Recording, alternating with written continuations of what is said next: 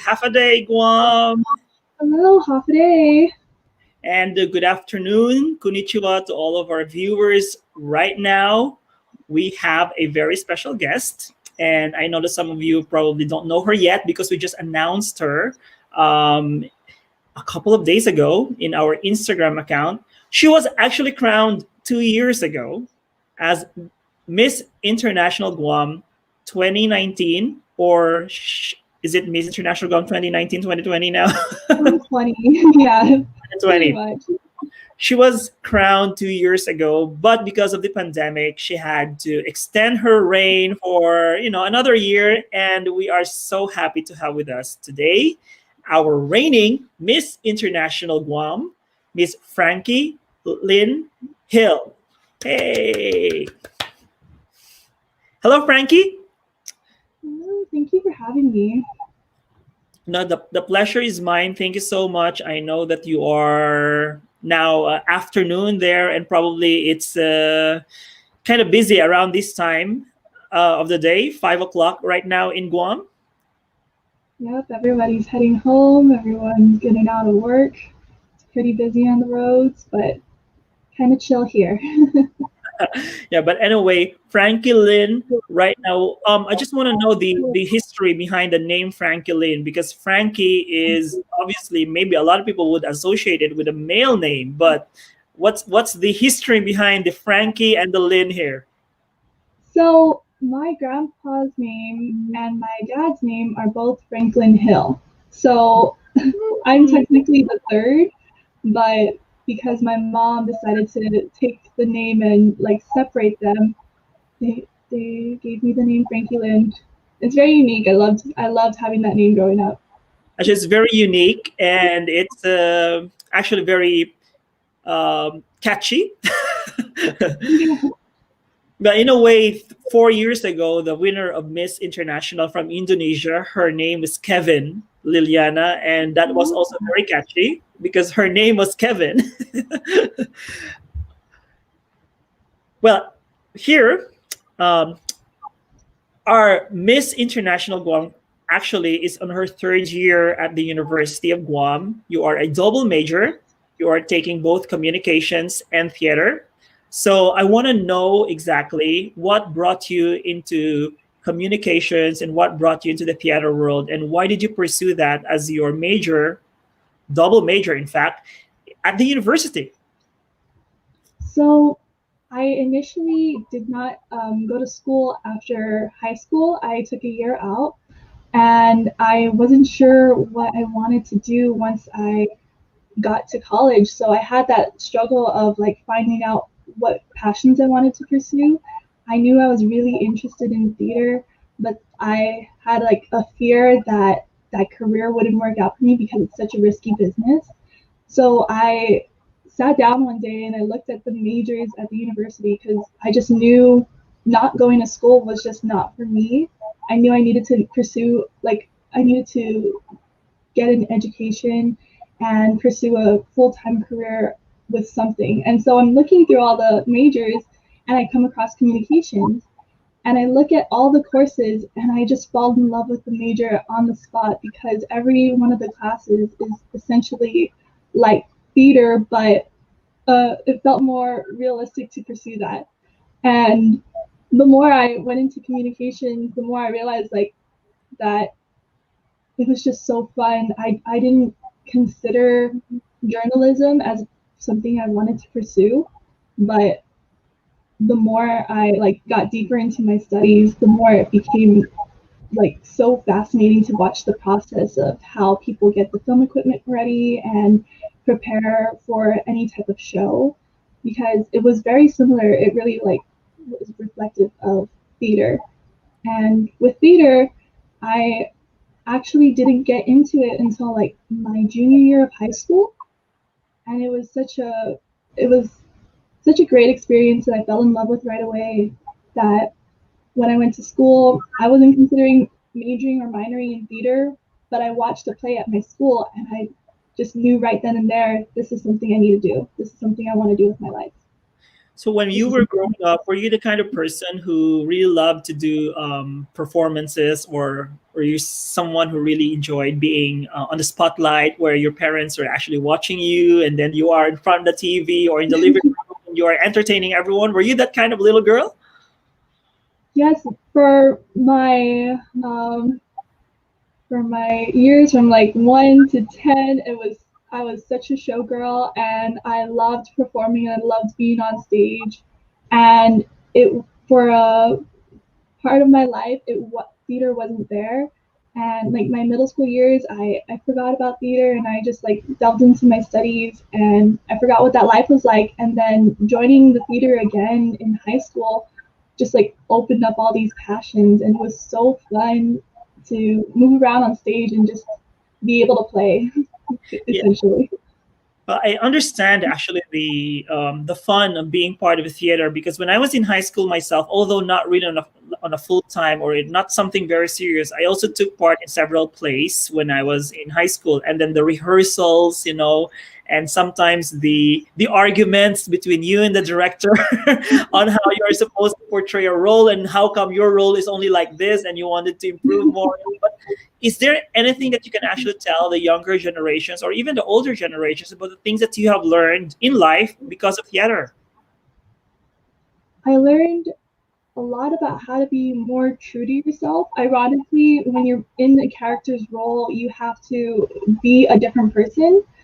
But the more that you understand how you understand life and how everything works around the world, the more you understand yourself. And when you're understanding another character, you're putting yourself into their shoes and kind of being more compassionate and aware of the world around you. So I love that theater not only provides like a community with other people and a great camaraderie, but it really allows like your self confidence and just the beauty of understanding yourself to be explored. Yes, plus the fact that it will really test your patience and endurance because of the endless rehearsals, Yeah. endless perfection of certain role that you are portraying. And not only that, also kudos also to all the people who are in the backstage who are helping you, like the production stuff, because it's really a team effort. It also teaches us teamwork and just to trust each other. Basically, just like I sports. totally agree. So it's just like what? Sports, Just yes, of sports, course. yeah. It's very much, yeah, it's just as exhausting as well. Mm. So you guys out there, if you have doubts about having your kids or teenage kids go into theater, we have here Frank Lynn encouraging you to at least try. If you still don't, if you have doubts, especially if you don't know exactly what you want to do, and if you are not really into sports, try your school theater, for example, because it might lead or it might be a path towards a something that will mold you into a better person in the future. Now, actually, um, here's one very interesting fact about Franklin as well, because you are also an intern for the Guam Conservative Arts, and you are a member of the APO Honor Society. Oh, I'm pretty sure that it's not easy to be a part of the Honor Society of APO. So tell us what and what level is this one? Being part of APO or APO. So APO, it stands for Alpha Psi Omega. It's actually a national honor society for the theater programs in many of the universities we have on Guam and then out in the United States. Mm-hmm. And it's just a great program. You have to get, I had to get a lot of points. I had to put myself into the theater program and earn enough points to be able to be a part of the honor society, which was really great, and it felt really nice to have worked my way into that position. And I'm now helping them. I'm going to be helping them with their theater marketing. So I'm really excited to explore that and be able to promote the arts, like not only through social media, but finding more ways to kind of get the arts more noticed in our community. Yeah, I've read in your biography that you have actually sent to me that that's really part of your advocacy, to use to introduce and like spread the message to more people about the benefits of theater, performing arts in particular, to as many people as possible. And not only that, I was actually interested on your transition from being a broadcasting major, from being in the theater, and then suddenly you ventured into pageantry. Um, so I want to know who actually influenced you to join pageantry, and was the Miss Universe Guam pageant your first pageant? And just share us a little bit of story about on your journey towards getting the Miss International Guam title. Well, I was not particularly interested in like joining pageants. Like it wasn't something that I was aware of, and it's not something that was really made apparent to me when growing up. Like I understood that our island hosted pageants, but I never knew like all the work that went into it. And then I had a couple of people approach me. I love that my team's there. They were very supportive. I had a lot of people who come up to me and see this tall girl and be like, she needs to join a pageant. She would do really well. She seems like she's got it. And for some reason I didn't really see it when, even though they were telling me that this is something I should try out. So it took a lot of persuading to even get me into the pageant. And then once I joined, something switched in my brain where I understood the value that this pageant can bring, not only to myself, but to the people that I can possibly influence. So I really loved it. It was my first pageant, the Miss Universe Guam pageant. And I didn't necessarily think I'd get far because I've never had any training in posing or modeling or even walking in the heels. That was the biggest struggle for me. Um, yeah, so one of the major things I grew in was surprisingly walking in the heels. But one thing I wanted to focus on when I joined the pageant was the question and answer portion, because I knew that above all else, my voice was important, that I should be heard. Actually, your story sounds very familiar because our reigning Miss International, Dint Sirithon Liaramwat from Thailand, also joined her first pageant as Miss Bangkok. And then, because she won Miss Bangkok, she had to compete in Miss Thailand. And she also won Miss Thailand just 1 month before she flew to Japan and represent her country in Miss International. So in a span of 3 months, she went from being Miss Bangkok to Miss Thailand and to become Miss International. All those were her first pageants. Wow. So maybe I'll be as lucky. Yeah, you'll never know. Sometimes, even if you are not a pageant veteran yourself, there is also a chance for you to actually, win the judges' nod and or vote once you are already here in the international pageant. Now, so Franky Lynn, we will read some of the comments of the people here who are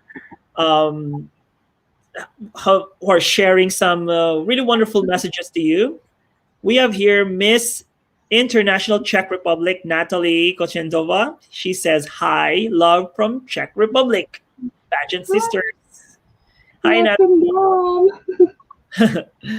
And we also have Raya, Julian, or Julian probably. Half a day, Raya. Tommy, who is a friend of mine from Malaysia, sends all these hearts to us. Thank you so much, Tommy. Thank you. Winston Winston, see, he is actually a friend of mine as well. He is a gown designer, and he said, well spoken and beautiful. You have a fan there. Hi, Winston. Thank you so much. Thank you for your message. Oh, one very interesting question here, and I'm pretty sure that you could answer since Q&A is your forte. You're from a Pacific island. Where is the Pacific look? It is Go, very girl. cold in my room. Today has been a very cold day. I do have my Atisa earrings. This is a local earring shop on island, and she custom makes these earrings. I don't know if you can see. I'll bring it closer. Mhm. So I have this, and I also have another pair. I have these Monstera earrings. Sorry, I only have one right now with me. That's really cute. But yeah, sorry, my room is very cold. Yeah, well, it seems like you are in you are somewhere in Europe right now. Yeah. Well, guys, Miss Guam right now is in a room. It's air conditioned. Maybe it doesn't resonate into what a typical Guam environment is, but well, just like in the tropics or even my home country, the Philippines, sometimes we are wrapped up with plenty of clothes because it's just too cold because of the air condition. Crispin, our friend from the Northern Marianas. Hello, Crispin. He says, beautiful Miss Guam. Best of luck. Thank you. Thank you so much, Crispin. You are very supportive towards the Pacific girls.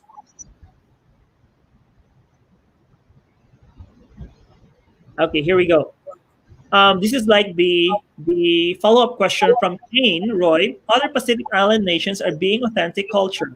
What can we expect to see from you in a Pacific sense? This is quite challenging. This person is actually challenging you here. And I really appreciate it. Yeah. I really want to make sure that when I represent my island in the international pageant, that I go there with every aspect of Guam that I can bring. So I want to make sure that I like get everything designed here. I want to make sure that every part of Guam influences me in every step or every decision that I'm going to make when the pageant comes. Yeah, and we also have to remember that Guam, all these years, for several decades, has become a melting pot of several Pacific Islanders and also American influence. And at the same time, also Filipino influence, if I'm not mistaken, because so many Filipinos moved to Guam many years ago during the Spanish colonization era. So it has been through a lot of transition. So yeah, we are so excited to see that what surprises you can offer us, something uniquely Guam once you are already here in Miss International Beauty Pageant. Reina Jude Aguon, maybe a relative of yours because of the Aguon there. So beautiful, Franky Lynn. Thank you. That's my auntie. Did I pronounce her name right? Reina or Raina? Reina. Reina Jude, hello. Thank you so much for your message. Laika Santos, half a day. Love you, Franky. Another friend of yours. Maybe. Thank you. Love you. And we have another one from Drake saying, "Go, Franky." Hi, Drake. Thank you. Well, I was actually very surprised that there are so many people who actually made a comment here, and maybe this is going to be our last question or a last comment that we are going to share here. From Amado Huerta Martinez. This is going to be the last one before we wrap it up and say goodbye. One question: this beautiful girl, Miss Mexico, and what you think of her? That potential, you should describe it to me in one word. Are you already aware of the other contestants of Miss International? Yes. And maybe this guy is Amado, probably is from Mexico, and he is actually asking for your opinion, or maybe you have already checked each other on Instagram? In one word. Describe. 1 word, 2 words.